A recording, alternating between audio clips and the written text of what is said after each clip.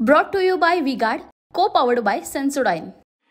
उपस्थित असलेले माननीय मुख्यमंत्री एकनाथराव शिंदेजी, अजितदादा पवारजी, सन्माननीय राज ठाकरेजी, पीयूष गोयलजी, राणे साहेब, आठवले साहेब, जोगेंद्र कवाडेजी, विनोद तावडेजी, आशिष शेलारजी, सुनील तटकरेजी, मंगल प्रभात लोढाजी, अशोकराव चव्हाणजी, आपले सहाय्यक उमेदवार आणि मंचावरील सर्व मान्यवर, मी वेळ कमी असल्यामुळे सर्वांचं नाव या ठिकाणी घेणार नाही, पण आज शिवाजी पार्कवर बोलत असताना हिंदू हृदय सम्राट शिवसेना प्रमुख बाळासाहेब ठाकरेंची गर्जना मला आठवते.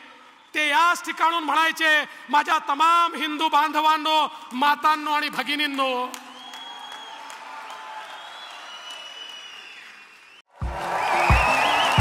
देखिए उनका काम है अफवाह से गर्मी बढ़ाना और हमारा काम है माहौल को ठंडा रखना. हमारा नेता कैसा हो जो माहौल को रखे ठंडा वैसा हो.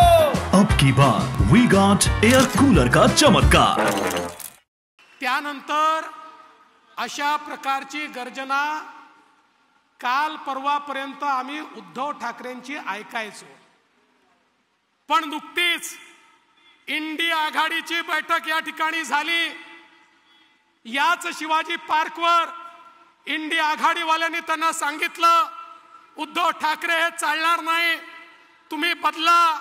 आणि त्या दिवशीपासनं उद्धव ठाकरेंनी माझ्या तमाम हिंदू बांधवांनो हे म्हणणं सोडून दिलं आणि आता ते नाव देखील घ्यायला तयार नाही. ही खरोखर एक शोकांतिका आहे बंधू भगिनींनो. आपण बघा, या ठिकाणी वंदनीय बाळासाहेब ठाकरेंची सभा व्हायची, त्यावेळी काय शब्द असायचे, शिवशाहीचा भगवा झेंडा, देशाला हिंदुस्तान म्हणा, कडवट हिंदू.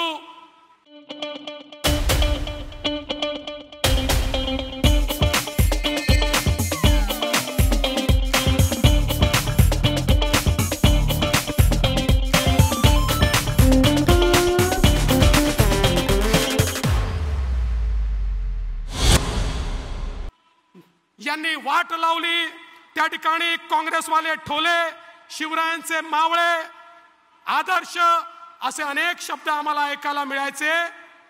आता आम्हाला काय ऐकायला मिळतं? उद्धव ठाकरेंच्या भाषणांमध्ये अर्धवटराव, गजनी, कडेवर, हिणकस, बाप चोरला, पक्ष चोरला, चिन्ह चोरलं, हिंदुत्व वेगळं, काँग्रेसला मत देणार, घरी बसून काम करणार, माझा कुटुंब माझी जबाबदारी, याच्या पलीकडे आज आपल्याला काही ऐकायला येत नाही. पण बंधू भगिनींनो, झिंझिण्यांपासून त्वरित आराम मिळवा सेन्सोडाइन रॅपिड रिलीफ बरोबर.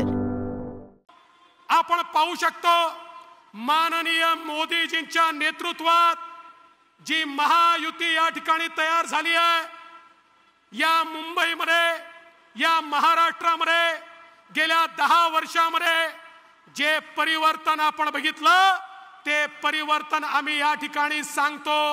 मुंबईचा बदललेला चेहरा आम्ही सांगतो, मुंबईचा अटल सेतू आम्ही सांगतो, मुंबईचा कोस्टल रोड आम्ही सांगतो, मुंबईची मेट्रो आम्ही सांगतो, मुंबईची एसटीपी आम्ही सांगतो, मुंबईच्या झोपडपट्टीवासियांना मिळणारं घर आम्ही सांगतो, धारावीचं रिडेव्हलपमेंट आम्ही सांगतो. इंडिया आघाडीवाल्यांनो, सांगा तुम्ही या ठिकाणी काय सांगू शकता? अरे एक प्रोजेक्ट, एक मुंबईकरांकरता केलेलं तुमचं एक काम तरी या ठिकाणी दाखवा. खरं म्हणजे बंधू भगिनींनो, कोविडचा तो काळ आठवा, ज्या काळामध्ये आपल्या नातेवाईकांशी लोक संबंध दाखवू शकत नव्हते, सर्वकडे अंधकार होता, काय होईल ही चिंता लोकांना होती. जगातले लोक म्हणायचे, या भारतामध्ये 40-50 कोटी लोक तरी मरतील. अशा परिस्थितीमध्ये देशाचे प्रधानमंत्री मोदीजी यांना माहिती होतं 4च देशांनी कोविडची लस तयार केली होती. त्यांच्याकडे मी गेलो तर ते म्हणतील पहिले आमच्या लोकांना लस देतो मग तुम्हाला लस देतो. माझे लोक मरतील. अरे मोदीजींनी शास्त्रज्ञांना एकत्रित केलं. या ठिकाणी रॉ मटेरियल जमा केलं, रिसोर्सेस जमा केले. जगाच्या पाठीवर अनेक देशांकडे हे रॉ मटेरियल होतं. ते रॉ मटेरियल मोदीजींनी मिळवलं आणि जगामध्ये भारत हा 5वा देश झाला ज्यांनी कोविडची लस या भारतामध्ये तयार केली आणि 140 कोटी भारतीयांना कोविडची लस त्या ठिकाणी मोदीजींनी दिली. बंधू भगिनींनो, मोदीजी कोविडची लस देत होते त्यावेळी या ठिकाणी मुंबईत काय चाललं होतं? उद्धवजींच्या नेतृत्वात काय चाललं होतं? उद्धवजींच्या नेतृत्वात त्यावेळी खिचडीचा घोटाळा चालला होता. त्यावेळी रेमडेसिवीरचा घोटाळा चालला होता. त्यावेळी ऑक्सिजनचा घोटाळा चालला होता. आणि प्रेताच्या टाळूवरचं लोणी खाणं काय असतं त्याचा अर्थ आम्हाला समजला. बॉडी बॅगचा घोटाळा चालला होता. म्हणजे या ठिकाणी खिचडी चोर आणि कफन चोर आम्ही पाहत होतो. एकीकडे मोदीजी सेवा करत होते आणि या ठिकाणी हे चोरी करत होते. बंधू भगिनींनो, कुठेतरी यांना या ठिकाणी आपल्याला जो जबाब आहे तो निश्चितपणे मागावा लागेल. आणि म्हणून मी तुम्हाला एवढीच विनंती करण्याकरता आलोय. निवडणूक आली की नवीन नवीन या ठिकाणी जुमले सांगितले जातात. आता निवडणूक आल्यानंतर हे म्हणतात उद्योग पळवले, उद्योग पळवले. आमच्या उदय सामंतजींनी सांगितलं अरे आपलं कर्तृत्व असावं लागतं. 5 वर्ष मी मुख्यमंत्री होतो. मी मुख्यमंत्री व्हायच्या आधी गुजरात पहिल्या क्रमांकावर होता. मी मुख्यमंत्री झालो.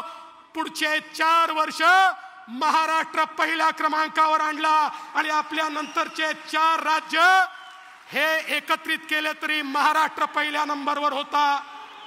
या ठिकाणी उद्धव ठाकरेजी मुख्यमंत्री झाले. पहिल्या वर्षी कर्नाटक पहिल्या नंबरवर गेला. दुसऱ्या वर्षी त्या ठिकाणी गुजरात पहिल्या नंबरवर गेला. पुन्हा शिंदे साहेबांच्या नेतृत्वात आम्ही आलो. मी माझ्या पहिल्याच इंटरव्ह्यू मध्ये सांगितलं शिंदे साहेबांच्या नेतृत्वात आम्ही पुन्हा नंबर 1 होणार. आणि मला आनंद वाटतो महाराष्ट्राला आम्ही पुन्हा नंबर 1 वर आणलं. आणि पुन्हा गुजरात, कर्नाटक आणि दिल्ली यांचं एकत्रित इन्व्हेस्टमेंटचा विचार केला तरी महाराष्ट्राची इन्व्हेस्टमेंट पहिल्या क्रमांकावर आहे. याचं कारण काय आहे? तुम्ही जर वसुली कराल, तुम्ही त्या ठिकाणी तुमचेच लोक, तुमचेच पोलीस जर या ठिकाणी बॉम्ब ठेवण्याचं काम करतील. आणि मी सांगितलं होतं त्यावेळी माझ्यावर उद्धवजींचा दबाव होता. उद्धवजी मला देखील म्हणाले की वाझेला परत घ्या. मी म्हटलं घेणार नाही. ते झाले, त्यांनी वाझेला परत घेतलं. त्या वाझेने तो खून केला. त्याच्यावर उद्धवजींना विचारलं. उद्धवजी म्हणाले वाझे काय लादेन आहे का? त्यांना नंतर लक्षात आलं या ठिकाणी इन्व्हेस्टरनी येणं बंद केलं. बंधू भगिनींनो, आणि म्हणून मी तुम्हाला एवढंच सांगण्याकरता आलोय. आज अवस्था काय आहे? या ठिकाणी मुंबईवर लगातार हमले झाले. हे हमले झाल्यानंतर खऱ्या अर्थानं आमच्या शहीदांना या ठिकाणी आमचे करकरे साहेब असतील, कामटे साहेब असतील, साळसकर साहेब असतील, आमचे तुकाराम ओंबळे असतील, ज्यांनी मुंबई करता जीव दिला. आज बघा काय अवस्था आहे. उज्ज्वल निकमांना तिकीट दिल्यानंतर हे नालायक काँग्रेसवाले आणि इंडिया आघाडीवाले त्या ठिकाणी म्हणतात उज्ज्वल निकमांनी कसाबचा अपमान केला. ते म्हणतात कसाबने त्या ठिकाणी करकरेंना मारलंच नाही. अरे नालायकांनो, मतान करता या मुंबईच्या आणि या देशाच्या शहीदांचा अपमान करू नका. या ठिकाणी आपल्याला लक्षात येत आहे परिस्थिती काय आहे. अरे इंडिया आघाडी अजमल कसाब सोबत आहे आणि आम्ही उज्ज्वल निकम सोबत आहोत. हा फरक आज आपल्याला या ठिकाणी पाहायला मिळतोय. आणि म्हणून बंधू भगिनींनो, आज ज्यावेळेस यांच्या लक्षात आलंय की आता आपल्याला लोक मतं द्यायला तयार नाही, आपली मतं कमी झाली आहेत, तर यांनी आता तुष्टीकरण सुरू केलंय, लांगुल चालन सुरू केलंय. आता यांनी त्या ठिकाणी लांगुल चालन सुरू केलाय. अरे आमचं मत आहे या देशाच्या रिसोर्सेसवर पहिला अधिकार हा गरीबाचा आहे. तो गरीब हिंदू असो, मुस्लिम असो, शीख असो, ईसाई असो, बौद्ध असो, या ठिकाणी मोदीजींनी कधी धर्माच्या आधारावर भेदभाव केला नाही. पण बंधू भगिनींनो, आज बघा मतांची लाचारी काय आहे. मतांची लाचारी ही आहे की आता उद्धव ठाकरेंनी या ठिकाणी हिंदू हृदय सम्राट बोलणं सोडून दिलं आणि बाळासाहेबांच्या नावाने कॅलेंडर छापतात आणि त्याच्यावर जनाब बाळासाहेब ठाकरे लिहितात. ही अवस्था आज यांची आली. आज यांच्या सभांमध्ये त्या ठिकाणी मशालीचे पटके घालून टिपू सुलतान जिंदाबादचे नारे लावतात. अरे बंधू भगिनींनो, या देशातली मतं कदाचित कमी पडतात म्हणून त्या ठिकाणी पाकिस्तानातनं राहुल गांधींकरता ट्विट केलं जातं, केजरीवालांकरता ट्विट केलं जातं. आम्हाला वाटलं होतं उद्धवजी तरी वेगळे असतील, पण बंधू भगिनींनो, उद्धवजींच्या पक्षाच्या रॅलीमध्ये मुंबई बॉम्बस्फोटाचा आरोपी त्यांचा स्टार प्रचारक आहे. आणि त्याही पेक्षा वाईट असं आहे की त्यांच्या रॅलीमध्ये पाकिस्तानचे झेंडे त्या ठिकाणी लहरवले जातात. बंधू भगिनींनो, पाकिस्तानचा झेंडा लहरवून या ठिकाणी जर मत मागण्याची वेळ आली तर त्याच्यापेक्षा राजकारणातनं निवृत्ती स्वीकारली पाहिजे. पण हे मतांचे लाचार आहे. यांची लाचारी अशी आहे की आता या ठिकाणी हे काही करू शकतात आणि म्हणून आता वोट जिहादचे व्हिडिओ चाललेले आहेत. हे सांगतात वोट जिहाद करा, हे सांगतात वोट जिहाद करा. अरे त्यांना सांगा या देशातला जो देशभक्त नागरिक आहे त्याच्याकरता हा लोकतंत्राचा, हा लोकशाहीचा यज्ञ आहे आणि एक एक देशभक्त नागरिक या लोकशाहीच्या यज्ञामध्ये आपल्या मताची समिधा टाकेल आणि मोदीजींना तिसऱ्यांदा देशाचा प्रधानमंत्री बनवेल. आणि म्हणून तुम्हाला एवढीच विनंती करण्याकरता आलो आहे. अरे लोकशाहीच्या यज्ञामध्ये तुमची समिधा हवी आहे. जर कोणी वोट जिहाद करत असेल तर देशभक्त या ठिकाणी लोकशाहीमध्ये आपल्या यज्ञामध्ये आपली मताची समिधा टाकतील आणि पुन्हा एकदा तिसऱ्यांदा माननीय मोदीजींना देशाचं प्रधानमंत्री आम्ही बनवू. आणि या मुंबईमधले 6 उमेदवार हे महायुतीचे निवडून येतील हा मला विश्वास आहे. आणि म्हणून मी आपल्या सर्वांना या निमित्ताने एवढंच सांगतो, कमळ असू द्या की धनुष्यबाण असू द्या, कमळाचं बटन दाबलं तरी वोट मोदीजींना, धनुष्यबाणाचं बटन दाबलं तरी वोट मोदीजींना. त्यामुळे 20 तारखेला इतक्या प्रचंड संख्येनं या की या मुंबईचा सर्वाधिक आशीर्वाद हा मोदीजींना मिळाला पाहिजे एवढीच विनंती करतो आणि माझं बोलणं संपवतो. जय हिंद, जय Maharashtra. Brought to you by V-Guard, co powered bye Sensodyne.